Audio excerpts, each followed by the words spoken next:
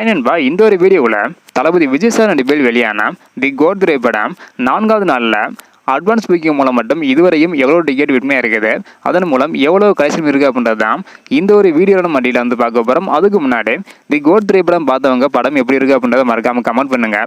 அப்படியே இன்னும் நம்ம சேனலை சப்ஸ்கிரைப் பண்ணிங்கன்னா மறக்காமல் பண்ணிக்கோங்க. ஓகே அன்பா, வாங்க நினைக்கிற வீடியோக்குள்ளே போகலாம். ஓகே அன்பா, இதுக்கு முன்னாடி 4வது நாளில் அட்வான்ஸ் புக்கிங் மூலம் மட்டும் தமிழகத்தில் தி கோட் திரைப்படம் எவ்வளோ கலெக்ஷன் இருக்குது அப்படின்றக்கான வீடியோ நம்ம சேனலில் போட்டுக்கிறோம். பார்க்கல அப்படின்னா மறக்காமல் செக் பண்ணி பாருங்க. ஸோ இப்போ வந்து பார்த்தீங்கன்னா கர்நாடகாவில் எவ்வளோ கலெக்ஷன் இருக்குது அப்படின்றத டீலாக வந்து பார்த்துடலாம். அதாவது அட்வான்ஸ் புக்கிங் மூலம் மட்டும் 553 ஷோ போட்டிருக்காங்க. இதன் மூலம் 70,177 டிக்கெட் ஆன்லைன் மூலம் வந்து விற்பனையாக இருக்குது. இதன் மூலம் 1,93,76,000 வரை கர்நாடகாவில் அட்வான்ஸ் புக்கிங் மூலம் மட்டும் தி கோட் திரைப்படம் கலெக்ஷன் இருக்குது 4வது நாளில் மட்டும். ஸோ இதுக்கு முன்னாடி 3வது நாள் முடிவில் வேர்ல்டு வைடாக தி கோட் திரைப்படம் எவ்வளோ கலெக்ஷன் இருக்குது அப்படின்றக்கான வீடியோ நம்ம சேனலில் போட்டுக்கிறோம். பார்க்கல அப்படின்னா மறக்காம செக் பண்ணி பாருங்க.